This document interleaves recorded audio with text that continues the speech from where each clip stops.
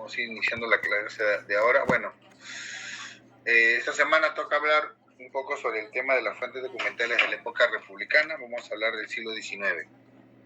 Ya la otra semana no. La subsiguiente semana, ya porque ya hablé con la coordinación, por si acaso quería avisarles, ya hablé con la coordinación. Yo voy a mandarles un correo a ellos para el tema de las clases, ¿no? De las clases de la subsiguiente semana, ya que donde haríamos todo lo que es el siglo XX, ¿no? O sea, yo recuperaría las clases 1 hora en 2 sesiones, ¿no? Ya, yo les voy a avisar de todas maneras a través de delegada de los cambios de los horarios, ¿ya? De las cuáles serían las clases, ¿no? Para que tomen las previsiones del caso. Bueno, hablemos un poco del siglo XIX, ¿no? El siglo XIX peruano se caracteriza porque es el siglo de la formación del Estado-Nación. Sí, para decirlo en pocas palabras, ¿no? Es el siglo en el cual el virreinato peruano se convierte en un Estado independiente y se forma el Estado y se desarrolla el Estado peruano, ¿no? Obviamente un desarrollo con muchas idas y venidas, ¿no? Con muchos fracasos, ¿no? Por así decirlo, ¿no? Nuestro siglo XIX está marcado por 2 grandes momentos, ¿no? La primera, que va a ser la independencia, y la segunda, que va a ser la guerra con Chile, ¿no? Eso en la historia nacional se nos recuerda, se nos ha enseñado siempre, ¿no? Siempre los 2 grandes, y finalmente dentro de lo que es la historiografía nacional son los periodos de más estudios, ¿no?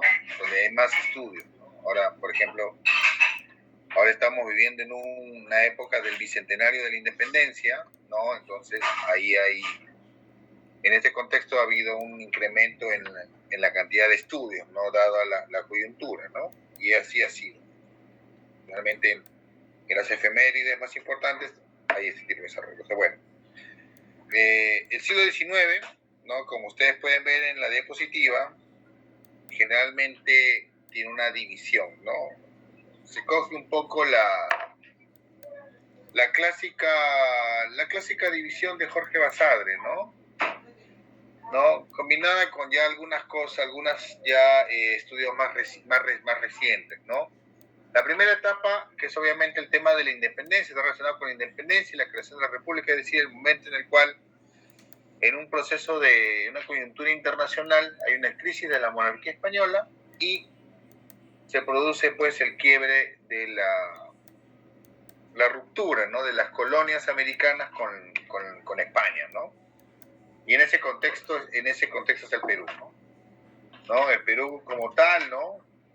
Que pasa por un proceso de guerras, ¿no? Pasa por un proceso de rebeliones, ¿no? Y luego se pasa a un proceso un proceso de guerra mismo, ¿no? Con la llegada de San Martín y luego con la llegada de Bolívar, ¿no? Se convierte el Perú en un escenario de guerra.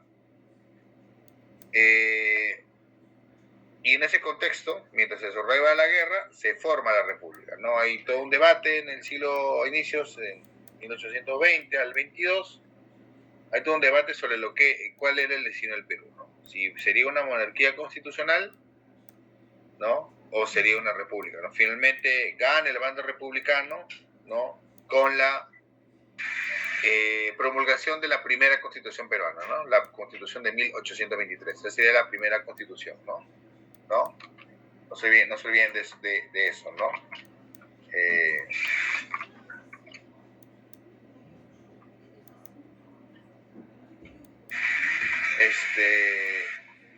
Entonces el primer periodo, ¿no? La primera parte va hasta el 26, porque obviamente hasta el momento en que Bolívar se queda, ¿no? Bolívar el 26 se va, hay un pequeño gobierno, y ahí empieza lo que Basadre llama el primer militarismo, ¿no? Este periodo de casi 20 años en que el Perú estuvo enfrascado en toda una serie de conflictos, pugnas entre los líderes militares, ¿no? Los soldados que estuvieron en Ayacucho van peleándose entre ellos por la cuota del poder, ¿no? Y donde ahí va a haber dos facciones claras, ¿no? Los librecambistas, los que quieren el libre comercio, y los que quieren proteger el comercio, la industria nacional, ¿no? Pero proteccionistas, ¿no? Ahí se va armando la ruta entre liberales y conservadores. En ese periodo hay una gran cantidad de presidentes, de jefes de mando, autoridades, ¿no? Encargados y todos que ocupan el Palacio de Gobierno, ¿no? Y entre el año 27 y el año 45, el único presidente que cumple su mandato va a ser Gamarra. Un presidente nada más va a terminar su mandato, ¿no? De acuerdo a lo que establecía la Constitución, que era de 4 años, no 5 años como es ahora. O sea, en 20 años solo un presidente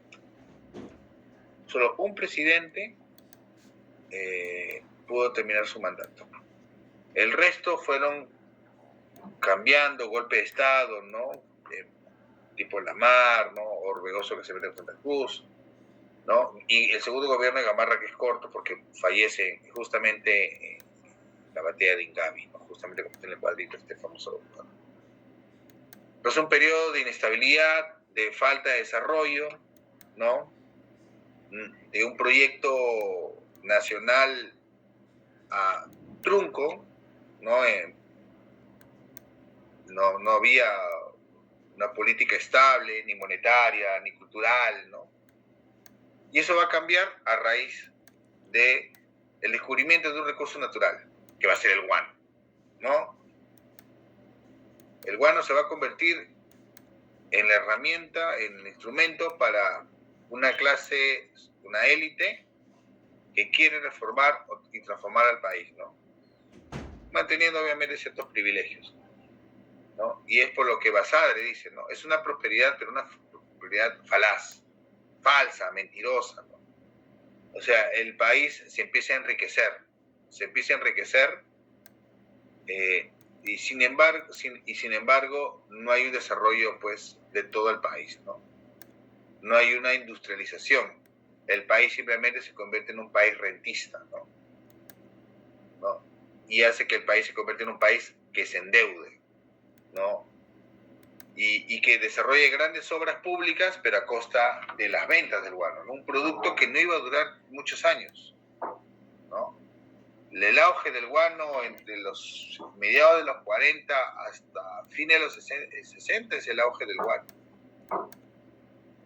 Y de ahí viene, después de los 70 viene el declive del guano, ¿no? El declive del guano. ¿No? Los gobiernos acá ya son un poco más estables, ¿no? Tenemos los gobiernos de Castilla, los gobiernos de... Bueno, Castilla nunca terminó, pues 2 gobiernos que terminan, otros que se interrumpen por muerte de San Romano, golpe de Estado, revoluciones, pero es una época marcada. Bueno, también el de Pardo es un gobierno que termina, ¿no? Son 2 gobiernos que terminan. El de Balta también, aunque el de Balta, antes de que acabara, acabó muy accidentalmente, ¿no? Pero es un periodo de gran desarrollo económico, de obras de infraestructura, de obras públicas, ¿no? De crecimiento del Estado, ¿no? El Estado que era pequeño, y eso seguro lo vieron en el curso de Instituciones 2, el Estado, cuando aparece la República, era pequeño, no se mueve mucho durante el primer militarismo, pero sin embargo durante la prosperidad falaz va a aumentar, ¿no? Va a crecer, ¿no? El Estado tiene dinero, ¿no? El Estado tiene dinero para poder aumentar la presencia del Estado en regiones, a través de prebendas, relaciones, ¿no? Recuerden, ¿cuál era la autoridad del Poder Ejecutivo en provincias? ¿Se acuerdan? ¿Cuál era la autoridad del Poder Ejecutivo en provincias? ¿Alguien recuerda la clase de Instituciones 2? No sé si la vieron. Era el prefecto. El prefecto.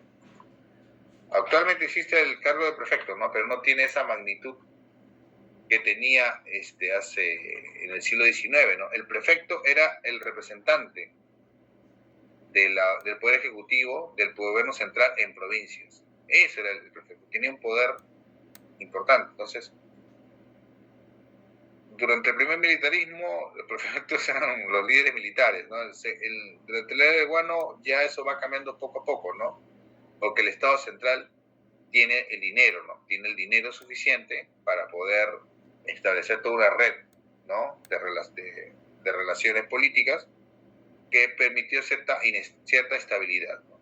Y un periodo de gran inversión pública, ¿no? O sea, de los ferrocarriles, de cambios, del afrancesamiento de la sociedad, ¿no? Eso, ¿no?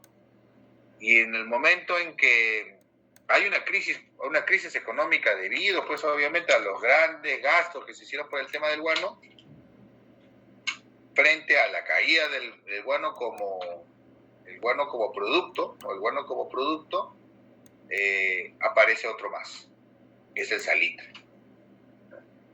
En los 70, la Providencia le da al Perú una segunda oportunidad de decir, oye, bueno, ya el guano ya no rinde, ya no es, ¿no? El guano ya no es el principal producto exterior del mundo, pero ahora está el salitre, ¿no? Y en ese desarrollo, y en ese impulso, ¿no? La primera etapa del desarrollo de la industria extractiva del salitre, viene la guerra, ¿no? Viene la guerra. Y la guerra desnudó todos los problemas del país, ¿no? O sea, un país que era líder en América, en el Pacífico, perdón, el líder en el Pacífico, no en América, pero estaba Brasil, líder en el Pacífico Sur, ¿no? Que tenía la primera armada, ¿no? Las primeras grandes obras, el primer ferrocarril de Sudamérica, ¿no? Simplemente aquejado por una crisis, se enfrenta a una guerra, ¿no? Una guerra en la cual se ha dicho mucho, se ha hablado mucho, las causas, las consecuencias, por qué motivo, ¿no? Se enfrenta a una guerra con sus dos vecinos, ¿no? La cual salió perdiendo, ¿no? Y pierde una importante territorio que va a ser Tarapacá, ¿no? Donde estaba el yacimiento de salitre, y obviamente va a ser un duro golpe para la conciencia nacional, ¿no? La guerra no va a terminar, no se va a focalizar la guerra, no va a ser una guerra fronteriza, ¿no? Sino va a ser una guerra nacional, ¿no? Varias regiones del país van a ser afectadas por la guerra, ¿no? Y se convierte pues en una gran tara, ¿no? Y el país queda totalmente destrozado. La guerra destroza al país, ¿no? Políticamente, económicamente, socialmente, ¿no?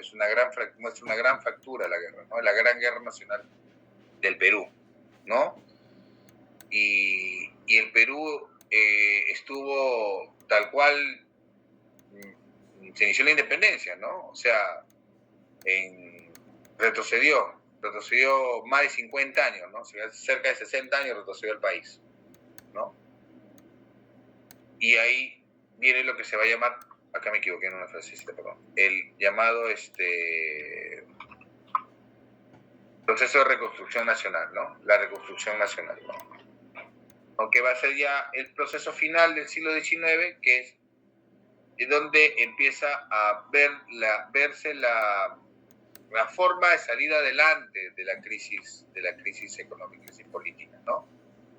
Va a ser un periodo en el cual el país se va a endeudar, ¿no? Se va a comprometer sobre todo con el capital británico, que es la única forma de poder rescatar, ¿no? Pero también va a ser un momento en el cual se va a sentar las bases de lo que se va a llamar la República Aristocrática, ¿no? Y va a sentar las bases de un importante desarrollo económico del país.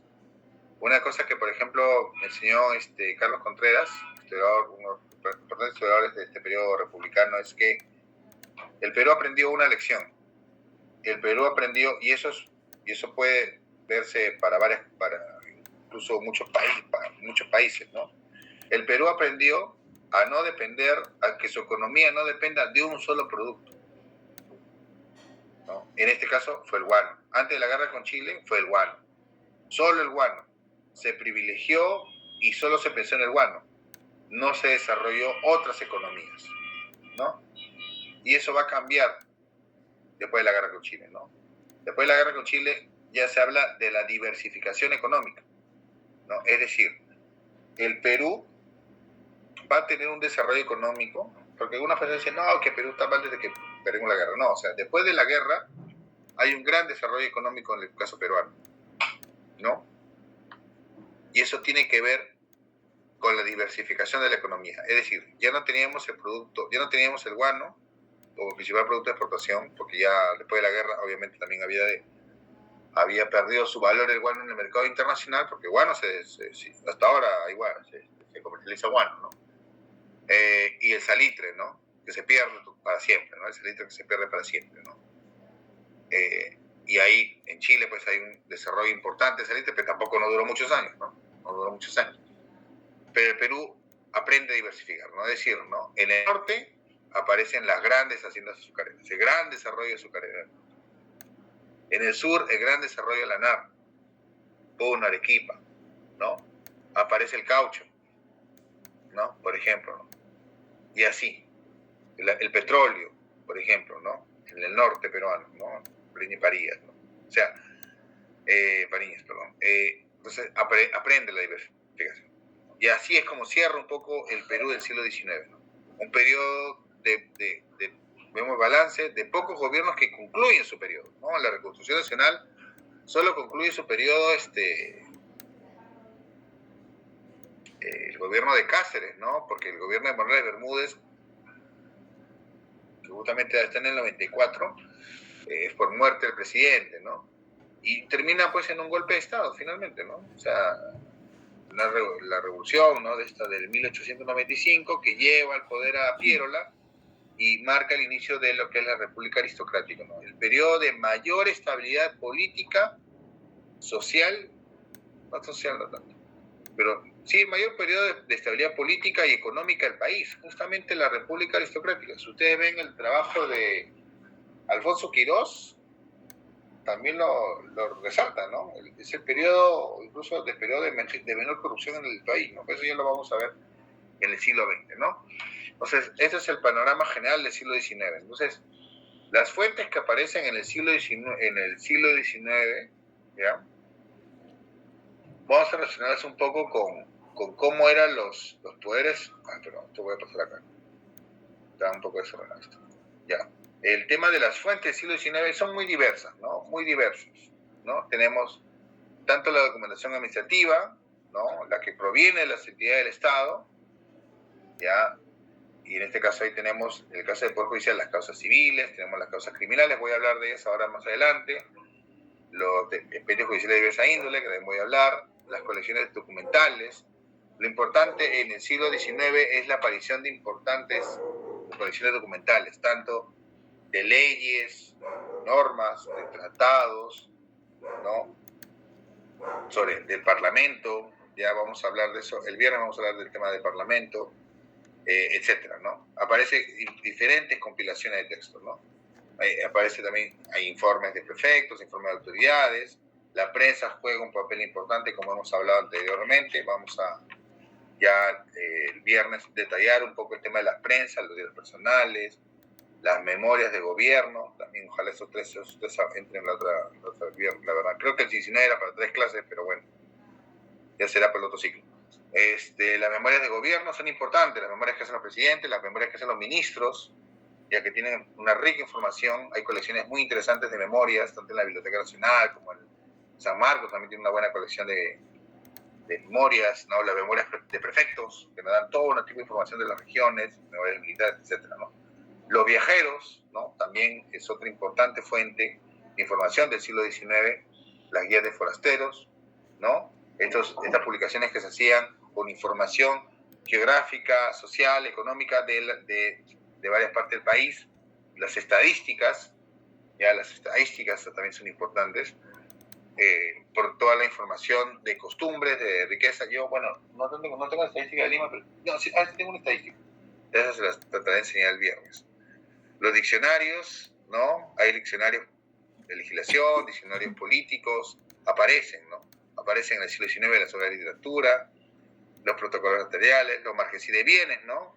Esta idea del Estado de ordenar, de tener un orden y tener un control, ¿no? De las propiedades que tiene, ¿no? Eso aparece en el siglo XIX. La correspondencia personal, los diarios de debate del Congreso, también es otra fuente importantísima, rica, ¿no? Es una fuente muy rica, y los libros de cuentas de diferentes instituciones públicas, ¿no? Esta clase voy a tener que hacer un poco rápido porque son bastante información, ¿no? Bastante información que tenemos hoy día, ¿no? A ver, hay que recordar una cosa, ¿no? En el siglo XIX, con la República, se instauran los tres poderes del Estado, ¿no? Los tres poderes del Estado. El poder ejecutivo, el poder legislativo y el poder judicial, ¿no? Hay que recordar que en el siglo XIX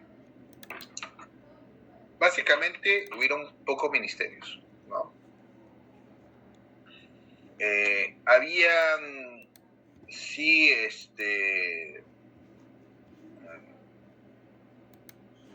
las secciones que tenía el ministerio cambiaban, ¿no? Pero básicamente estos eran los ministerios que existían en el siglo XIX, ¿no? O sea, el Ministerio de Hacienda, de Gobierno y Relaciones Exteriores son los tres ministerios que existen, ¿no?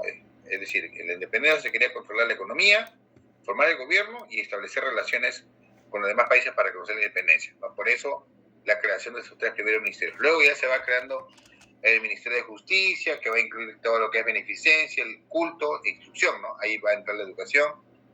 También el Ministerio de Guerra, el Ministerio de Guerra también es uno de los creados durante la época de la independencia. Y a fines del 19 se va a crear el Ministerio de Fomento, ¿no? A fines del 19 se va a crear el Ministerio de Fomento, ¿no? Que va a ser un ministerio importante. Ya ustedes eso seguro lo vieron en su clase de Fuentes 2. Y en el caso del Poder Legislativo, sabemos que desde el siglo XIX existían las cámaras, ¿no? La Cámara de Diputados, la Cámara de Senadores, ¿no? Claro que había congresos que eran unicamerales, ¿no? Que eran principalmente los constituyentes, pero básicamente existen las cámaras de diputados y senadores, ¿no? Algo que ahorita se está debatiendo, ¿no? Que no sé si llega a buen puerto. Y en el caso del Poder Judicial, sabemos que el Poder Judicial está conformado por las Cortes Superiores de Justicia y por la Corte Suprema, ¿no? Son las principales instituciones del siglo XIX. Y así a lo largo del siglo XIX van apareciendo toda una serie de instituciones, ¿no? Van apareciendo toda una serie de instituciones. Pero ahorita no vamos a entrar en detalles porque eso ya lo vieron en su curso, ¿no? Entonces, de todo esto, yo quiero iniciar un poco de repente con la materia, con el carácter legislativo, ¿no? Con las colecciones de documentos, ¿no? Por ejemplo, ¿no? ¿Por qué en el siglo XIX se dieron varias colecciones de leyes y decretos? Es simple, es porque no había un orden en sí con respecto a la publicación de las normas. Al haber tantos gobiernos, ¿no? Al haber tantos canales de publicación de documentos oficiales, ¿no?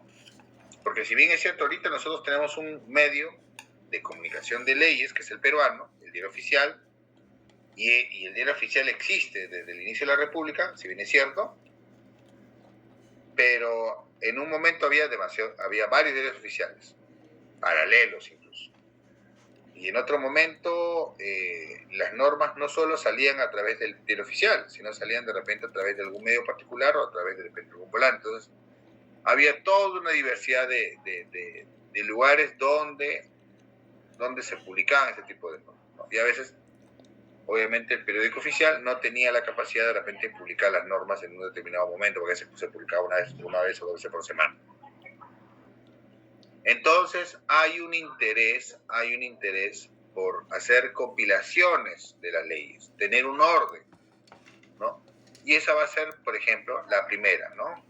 La primera, que va a ser la colección de leyes, o catálogo de leyes, ¿no? Decretos, miren, órdenes, reglamentos, ¿no? Instrucciones, entre 1820 y 1861, ¿no? Va a ser como que la primera, ¿no? De las primeras así grandes, ¿no?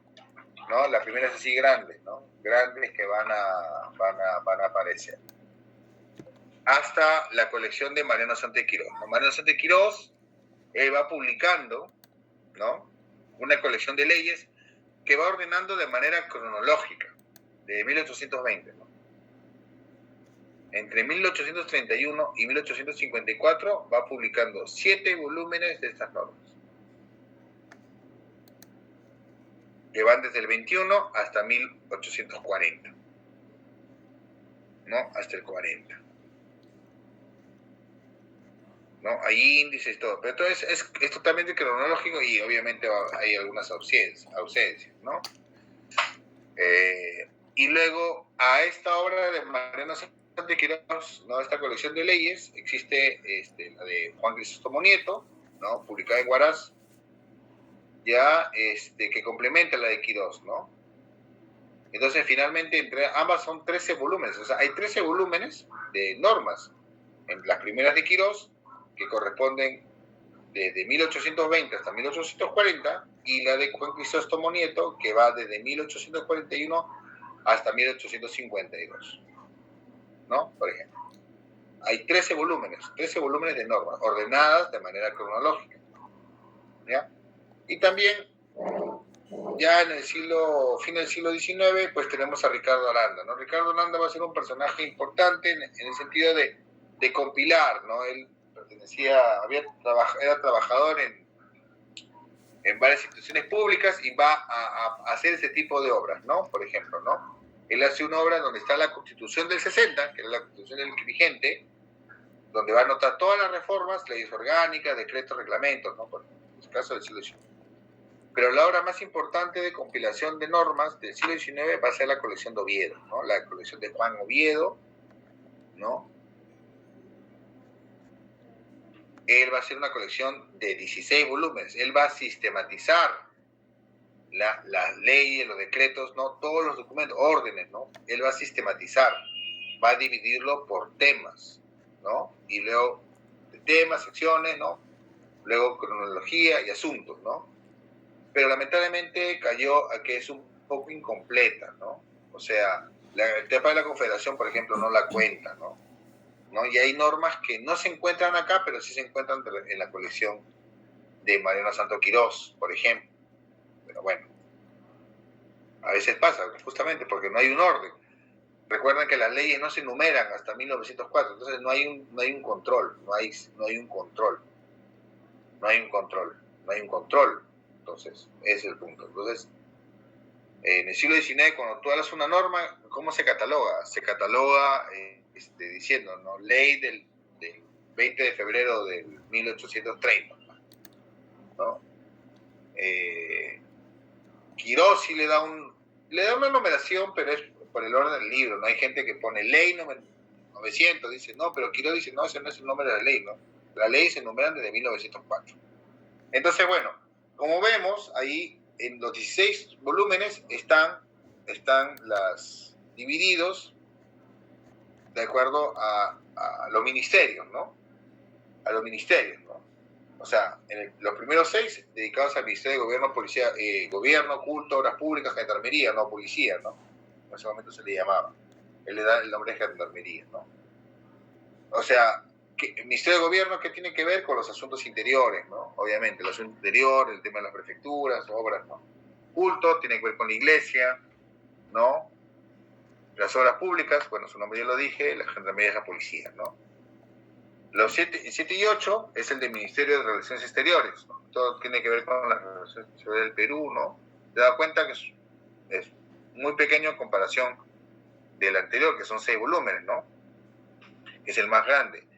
El Ministerio de Gobierno es el más importante, ¿no? Y luego los 4 siguientes son relacionados con el Ministerio de Beneficencia, Instrucción Pública y Justicia, ¿no? Finalmente el Ministerio de Justicia, ¿no? Todo lo que tiene que ver con la beneficencia pública, cementerios, hospitales, ¿no?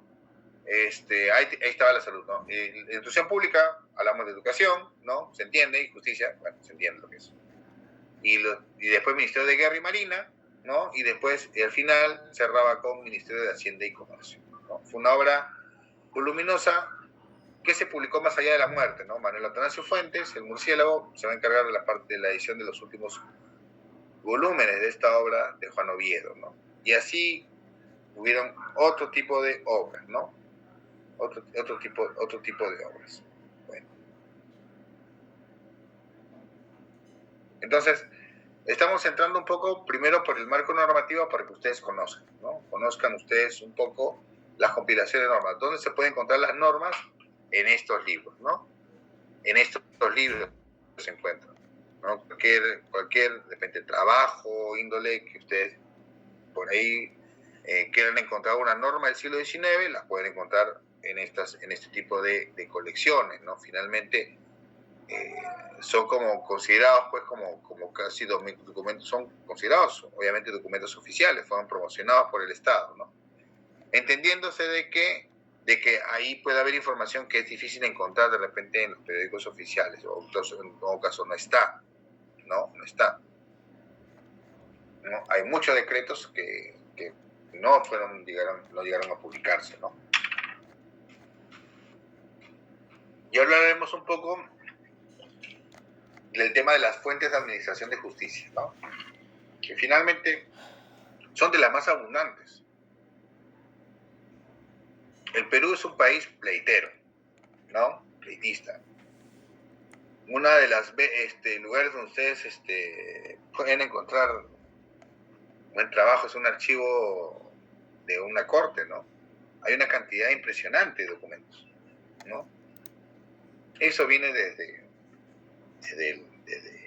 que llegaron los españoles, ¿no?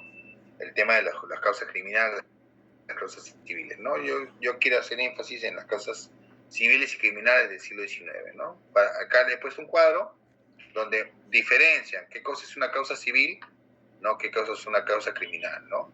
Las causas civiles están relacionadas con el tema de una obligación, ¿no? Una obligación, ¿no? Un contrato, una herencia, una deuda, ¿no? Un traspaso, ¿no? Un traspaso que tiene que, o sea, ahí hablamos de temas pecuniarios, ¿no? Por eso dicen, el juicio civil será el que tenga por objeto hacer efectiva la responsabilidad pecuniaria, ¿no? Pecuniaria, pero que resulta de un delito a favor de la agraria, o sea, un tema monetario, más que todo, ¿no? Un tema monetario. Porque finalmente es eso, ¿no? La mayoría son deudas de pesos, ¿sabes? La mayoría es que la gente no pagaba, ¿no? Se prestaba y no pagaba, ¿no? Eso es lo que es causas civiles. ¿Ya? Entonces, las causas civiles pueden ser verbales o escritos, ¿no? Los verbales son los pequeños, menores, ¿no? Que pueden ser resueltos rápidamente, ¿no? Delitos, cosas muy menores, muy pequeñas, ¿no? En cambio, los juicios escritos ya son mucho más prolongados, ¿no? Que pueden ser ordinarios, extraordinarios o sumarios, ¿no? Los ordinarios son largos, porque hay todo un tema de investigación, ¿no? Hay que ver cuántas personas están involucradas, ¿no? Eso depende, ¿no? Por ejemplo, como es en el caso de una herencia, ¿no? O una venta, por ejemplo, ¿no? que involucra presentar pruebas, presentar escrituras, sacar testigos, ¿no? Y luego la decisión del juez, por ejemplo. Y vemos eso, por eso vemos la excesiva cantidad de juicios civiles que hay, ¿no? Lo más grande que hay, ¿no? Por ejemplo, en el siglo XIX, la cantidad de juicios civiles en el siglo XIX, la cantidad de legados que hay es bastante, ¿no? Yo recuerdo bien eso cuando trabajé en el Archivo General de la Nación, ¿no? Había una gran cantidad de legados, ahorita no recuerdo el número, de legajos, ¿no? Y de cajas con causas civiles, ¿no?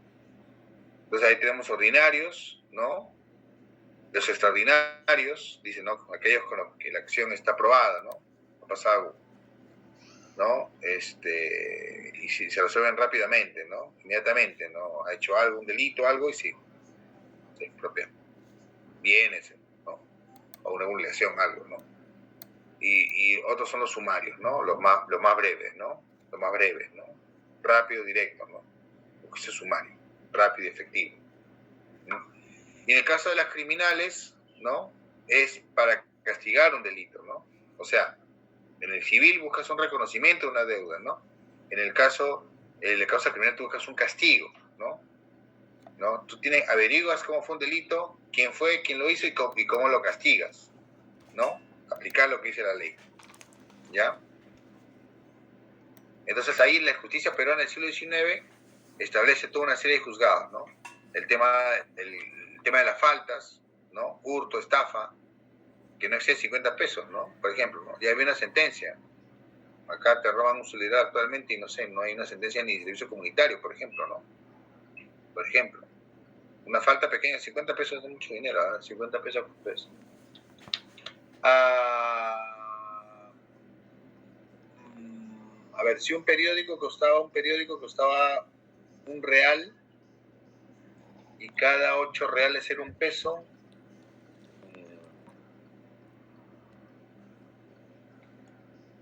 estamos hablando, sí, a ver, si hablamos de que si un periódico estaba $1 y cada 8 reales era $1, ¿no? O sea, 50 por 8, 400 reales, te vas como 400 periódicos, ¿no? ¿Qué otra cifra puede ser? Un esclavo valía 300 pesos, por ejemplo. Un esclavo valía 400 pesos, 300, un tercio. ¿Qué otras cosas podríamos, de repente, no recuerdo ahorita, algo que nos pueda referenciar? Pero es un robo menor, ¿no? No es mucho dinero. 50 pesos no es mucho dinero. Entonces, igual se castigaba, se considera una falta, ¿no?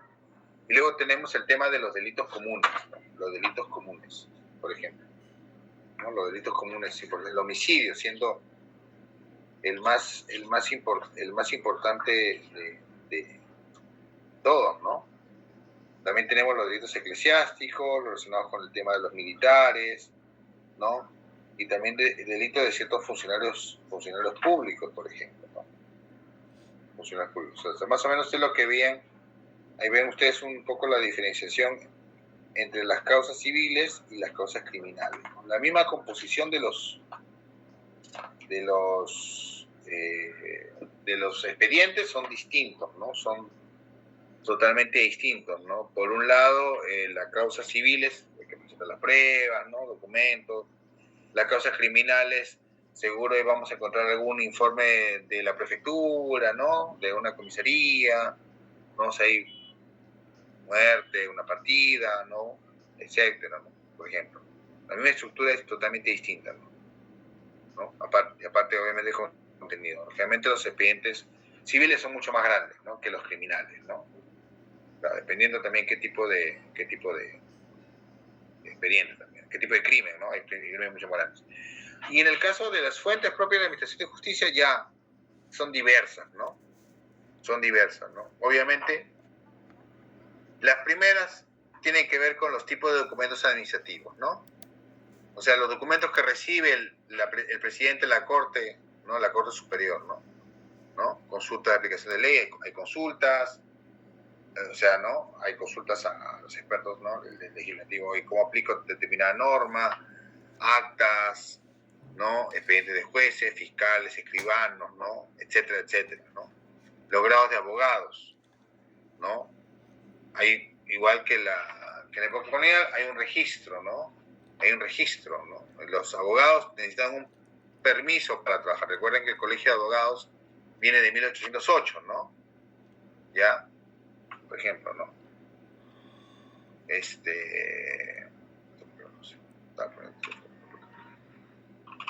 ¿Ya? Entonces, ahí está toda la información de cuándo tienen el grado, dónde estudiaron, títulos, ¿no? Y de varios abogados, ¿no? Los documentos relacionados con tierras de haciendas, sobre el tema de propiedades, testimonio de escritura, también sobre los escribanos, ¿no? Hay documentos relacionados con las razones de causa, ¿no? Por ejemplo, ¿no? Las razones, ¿no? La relación de los escribanos que existían en las cortes, ¿no? Por ejemplo, como el señor que está ahí, ustedes en el dibujo, que está ahí acompañándonos, ¿no? Y también el tema administrativo, ¿no? Hay bastante información. También tenemos, hay causas relativas, por ejemplo, el tema de los teatros, ¿no? Pagos de deudas, también otras de salarios, contratos, ¿no? Que a veces no se pagaban, no se cumplían, ¿no? Ahí tenemos, ¿no? Por ejemplo, ¿no? Y cuentas, ¿no? Los juicios de residencia, de la cual ya hemos hablado, ¿no? Se hacen al término de un funcionario público. Esto se hace sobre el inicio del siglo XIX y después ya se van desapareciendo progresivamente con el tiempo, ¿no? Los temas de los juicios de pesquisa, ¿no? Se abrían en contra de funcionarios públicos en ejercicio, ¿no? Por exceso en el desempeño, es decir, cuando pasaba más allá de lo que sus funciones, ¿no? ¿no? Y también los documentos relacionados con el juzgado militar, ¿no? Porque obviamente había un fuero militar, pero obviamente también el Estado tenía la posibilidad de por ahí hacer, por determinados casos, un juicio, ¿no? O hacer una causa contra un militar, ¿no? Juzgado de derecho, ¿no? Y juzgado de secuestros, ¿no? Por ejemplo, ¿no? Secuestro, que son los secuestros, hablan de las propiedades urbanas, rurales, que han sido tomadas en posesión del Estado. Es decir, eso pasó sobre todo a inicios de la independencia, ¿no? Los que eran pro-españoles, realistas, secuestraban, el Estado tomaba posesión de sus propiedades, ¿no? Y las administraba, y luego ya veía si las vendía, las adquirían otras personas, no, que estaban a favor de la causa patriota, oye, sí, esta propiedad que, ¿no? De tal que es realista, ¿no? Que se fue con la Serna al Cusco, y ya, pues yo quiero, pues, adquirirla, ¿no? Por ejemplo, ¿no? Eso pasó. Y también después, a inicios de la República también, ¿no? En cada guerra civil se secuestraban propiedades. Ven ustedes la diversidad de fuentes relacionadas con el tema de justicia, ¿no? Igual el tema de las municipalidades, ¿no? Por ejemplo, deudas, embargos, mojonazgos, etcétera, deudas, ¿no? Impuestos, ¿no? Por ejemplo, ¿no? Con la Comandancia Marina. También existía el juzgado privativo de aguas, ¿no? Era un juzgado especial respecto al riego de las haciendas, es decir, había conflictos, ¿no? Obviamente no hay canalización, no había sedapal, no había agua potable, ¿no? La conducción de agua se hacía a través de canales, ¿no? Canales que eran construidos con participación de la municipalidad, pero entre los propietarios de las tierras, ¿no? Entonces había todo un tema, ¿no? Por ejemplo, pensemos un poco en el caso de Lima, ¿no? Maranga, esa zona, y por ejemplo, ya empecemos a San Miguel, ¿no? Como el destino de un canal de riego, y que a la altura de Breña lo cierre, pues, no sé, el dueño de la hacienda de Zaparados o de Ascona, ¿no? Lo cierra, ¿no? Pone cierra, pues, ahí, ¿no? Entonces hay todo un lío, ¿no? Decir, oye, tú cierras ese canal, nadie del resto del valle va a tener agua, pues, ¿no? Pues hay toda una serie de discusiones, ¿no? Entonces, el juzgado privativo ve eso, controla eso y obviamente resuelve disputas, ¿no? Resuelve disputas entre los dueños de las haciendas, ¿no? Entonces, ahí tenemos, existen documentos sobre eso, ¿no? Las causas relacionadas con el Tribunal de Consulado, recuerden, el Tribunal de Consulado es la instancia que se encarga, pues, obviamente, de ver los procesos relacionados con el comercio, ¿no? Con el comercio. También sobre la beneficencia, también hay documentos respecto a eso. Los recursos de fuerza también, eso es importante, ¿no?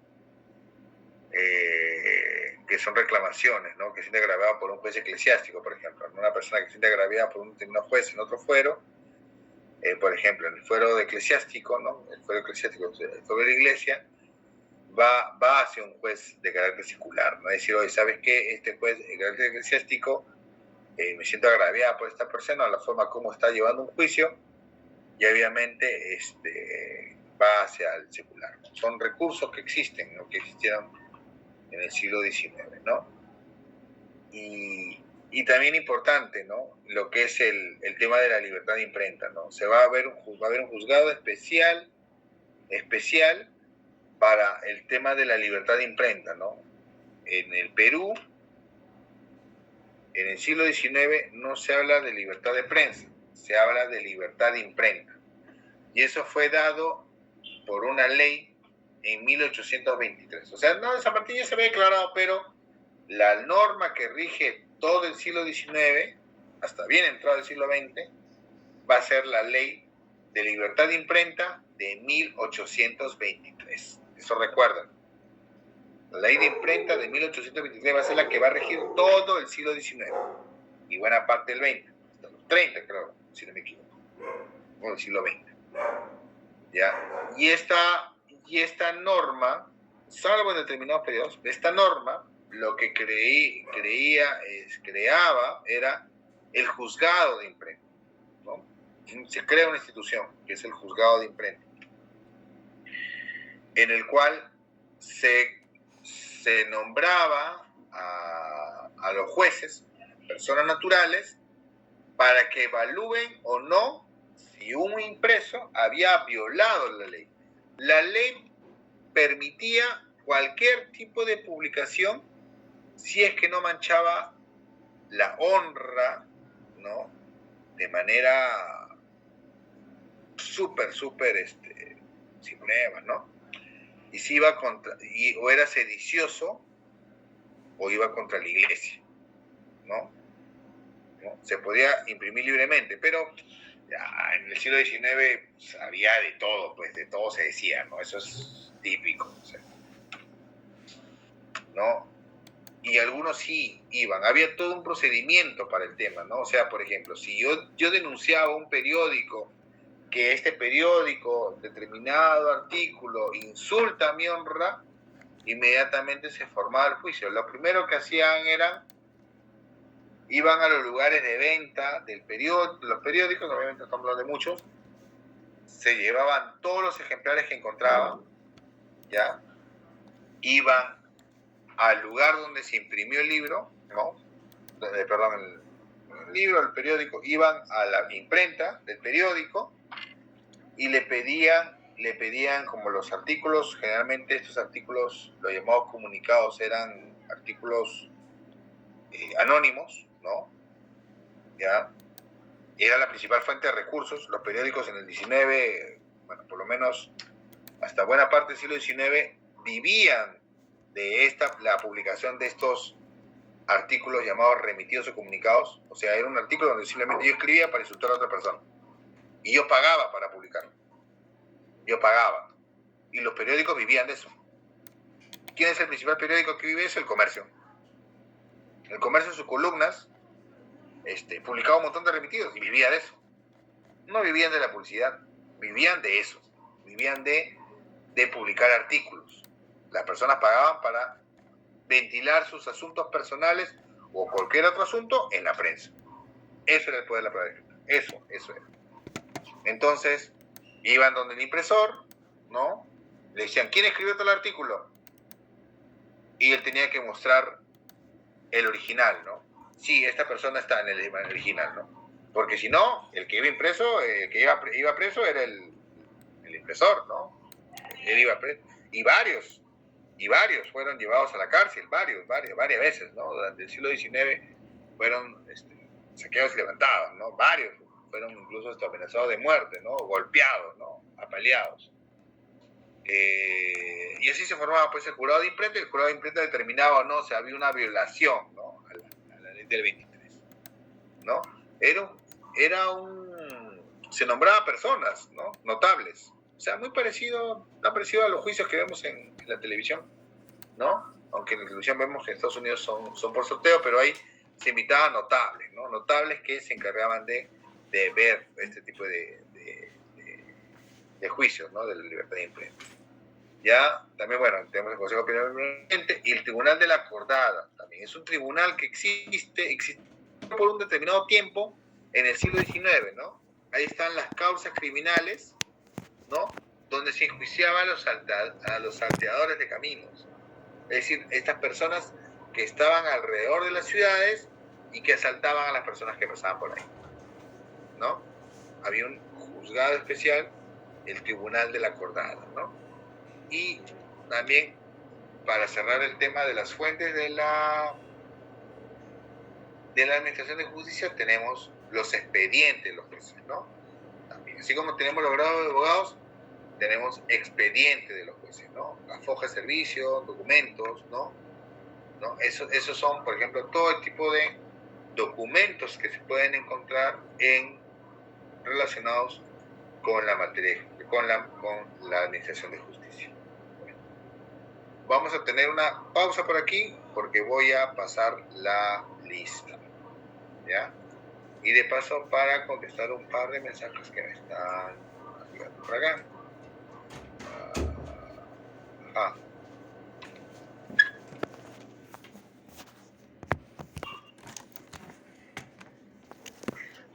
A ver, porque hay gente que no respeta el horario laboral y cree que puedes trabajar a las 8 de la noche. A ver, empezamos. Marden Aguirre. Profesor presente, buenas noches. Buenas noches. Patrick Agurto. Buenas noches, profesor presente. Michelle Anchelia. Michelle Anchelia, todavía no está. Melissa Ángeles. Buenas noches, profesor presente. ¿Qué tal, Melissa? Stuart Aparicio. Presente, profesor, buenas noches. Víctor Atuca. Voy a poner mil porque después no veo de repente. Si alguien tiene problema de conexión, no se olvide, por favor, mandar un mensaje por el chat. Víctor Atúncar. Buenas noches, profesor, presente. ¿Qué tal? Víctor Beldi. Señor profesor, presente. ¿Qué tal? Buenas noches. ¿Qué tal? Carol, buen día. Presente, profesor, buenas noches. Manuel Calderón. Presente, profesor, buenas noches. Roberto Calla. Profesor, buenas noches, presente. César Campos. Buenas noches, profesor, presente. Pedro Capristano. Profesor, buenas noches, presente. ¿Qué tal? Miguel Córdoba. Buenas noches, profesor, presente. Nelly Espino. Buenas noches, profesor presente. Rocío Gutiérrez.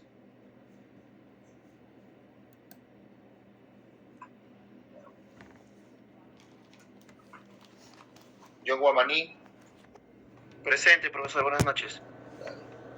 Gladys Lescano. Buenas noches, profesor presente. Yael Mirano. Presente, profesor, buenas noches. Bueno. Catherine Muñoz. Presente, profesor, buenas noches. Juan Obando. Buenas noches, profesor, presente. Jonathan Pajuelo. Presente, profesor, buenas noches. Ana Paredes. Buenas noches, profesor presente. Gerson Parodi.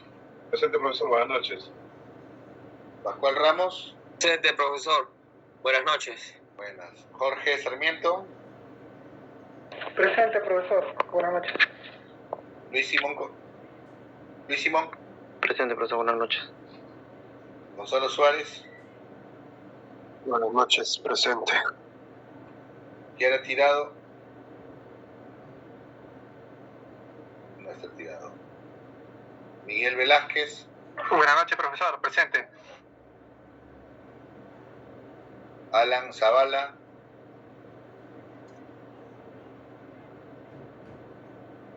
Buenas noches, que era tirado presente. Ahí está. Bien, ¿qué tal? Alan Zavala. Nada. Natalia Sea. Profesor, buenas noches presente. ¿Qué tal? Roxana Zuni. No está. Ya. Listo.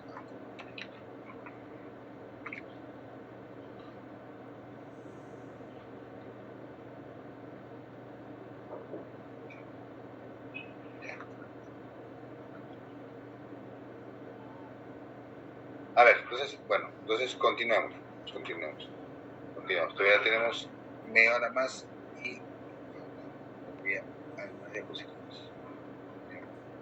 He tenido que correr un poco por respeto porque si no, yo dije, voy a distribuir todas las fuentes del siglo XIX, difícil, ¿no?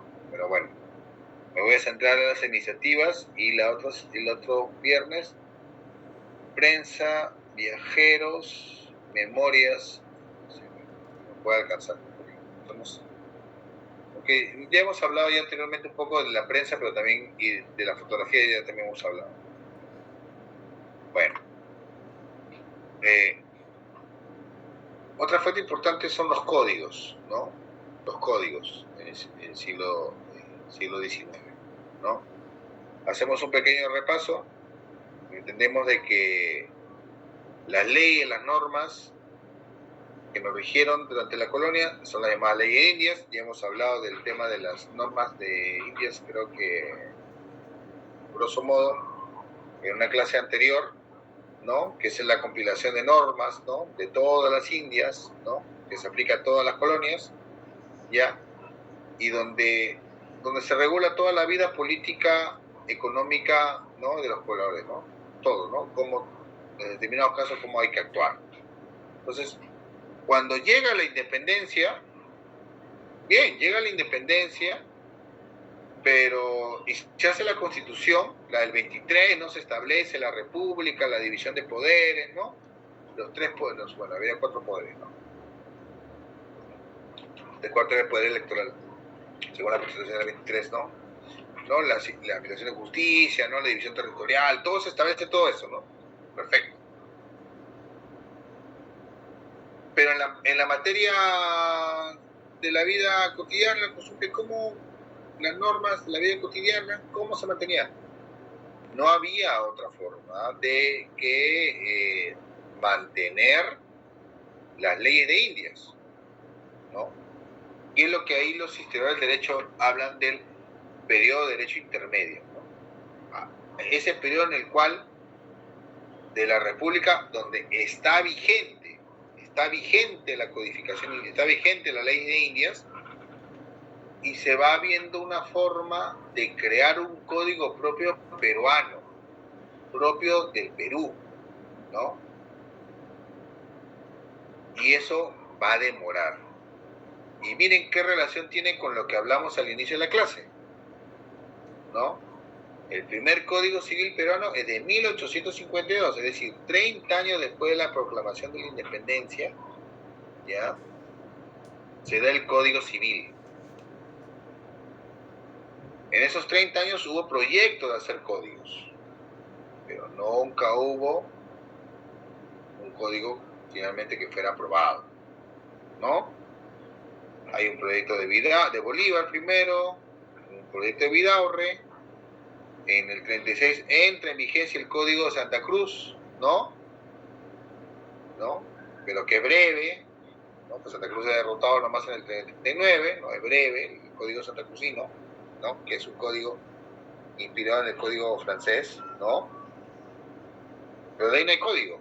O sea, a ver, ¿a qué me refiero? ¿De qué estamos hablando? A ver, el código tiene que ver con el tema de la familia. Por ejemplo, herencias, registros, el tema de las sucesiones, ¿no? Por ejemplo, ese tipo de cosas tienen que ver los códigos, ¿no?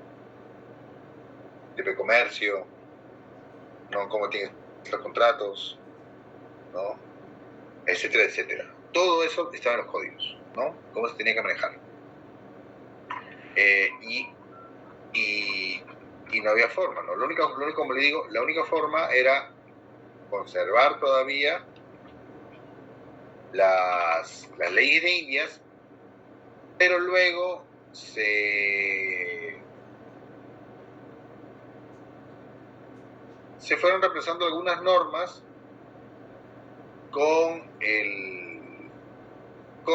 algunas leyes que se daban durante la República, ¿no? Algunas leyes que cambiaban daban algunas disposiciones ya que contradecían, que iban en contra de lo que decía la ley de Indias. Obviamente se aplicaba a la norma peruana, ¿no?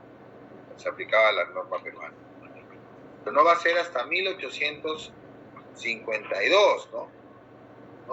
Bueno, donde se va a dar ese proceso en el cual se va a ver cuáles son las normas vigentes, ¿no? O sea, lo que se llama el proceso de codificación, ¿no? O sea, se va a compilar toda la normativa, se va a ver qué es lo vigente, qué es lo no vigente, ¿no? Por ejemplo, eso se va a dar recién a mediados del siglo XIX, ¿no?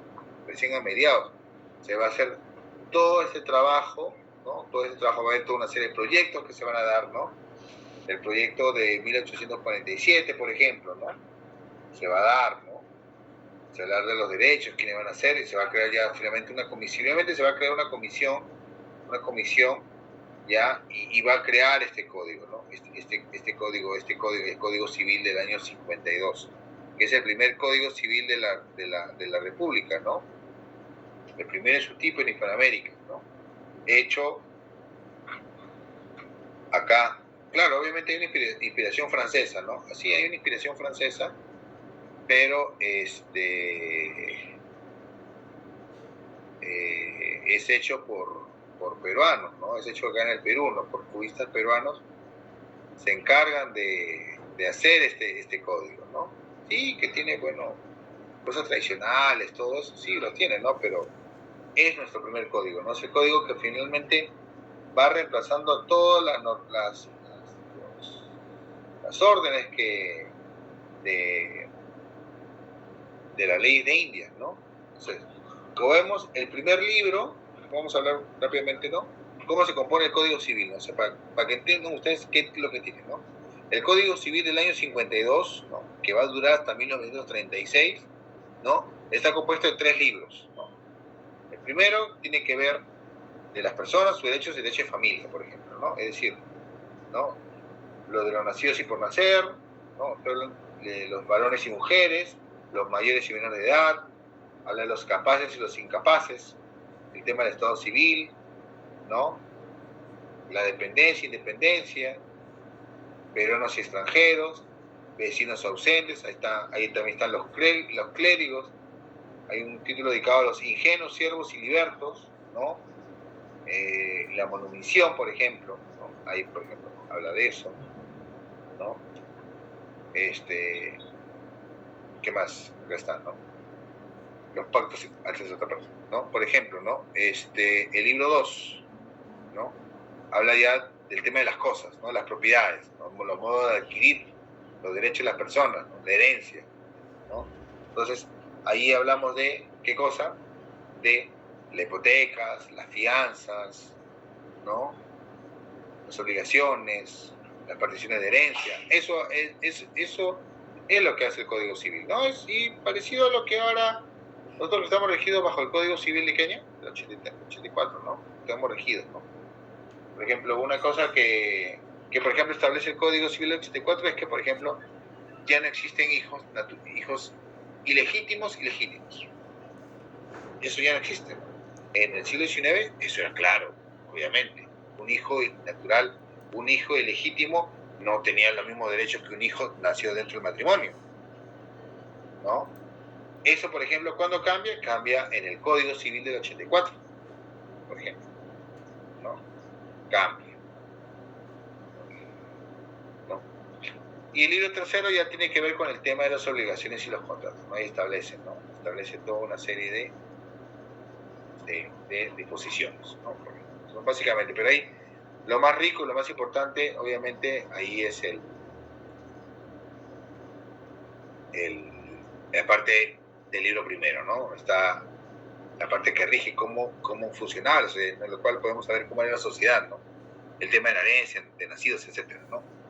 Y también luego aparece el Código de Comercio, ¿no? El Código de Comercio del año 53, ¿no? Reemplaza también códigos antiguos, ¿no? Se utilizan códigos españoles, ¿no? Para el tema del comercio, ¿no? Y obviamente en los 50 miren ustedes, ¿no? El tema de la diferencia, ¿no? Que es más liberal. Es decir, las sociedades anónimas se pueden constituir más fácilmente, ¿no? ¿Por qué? Porque, claro, está utilizando un código español, un país donde obviamente todas las actividades tenían que ser con permiso del rey. En cambio, aquí no lo es, ¿no? Aquí no lo es. Ya necesita aprobación. No necesita formar una sociedad, sino que simplemente una celebración de una escritura pública. O sea, le permite, obviamente porque acá hay una impregna liberal, ¿no? Permite el libre comercio, ¿no? La libre asociación. Eso es importante. En los 50 hay ese pensamiento. Entonces, por eso se crea este código, ¿no? Que ustedes ven, ¿no? Tiene que ver con los comerciantes, gente de comercio, cómo establecerlos, los contratos, cómo tienen que ser, ¿no? Compra-venta, préstamos, depósitos, cómo tiene que verse, el servicio marítimo, cómo manejar el tema de las quiebras, ¿no? Y la administración de justicia, ¿no? El negocio de comercio, ¿no? Donde va a estar obviamente involucrado el tribunal del consulado, ¿no? Entonces vemos estos códigos importantes en el siglo XIX, y el tercero va a ser el código penal, ¿no? El código penal, ¿no? Que fue promulgado todavía casi una década después, ¿no? Y tiene que ver mucho con el tema del debate de la pena de muerte, ¿no? O sea, entre el 59, el 49 y el 50, que es una década, hay todo un debate respecto a la pena de muerte, ¿no? Hay todo un debate sobre el tema de la pena de muerte. Si se debería castigar o no. Porque ya había toda una idea de que no, de que la pena de muerte,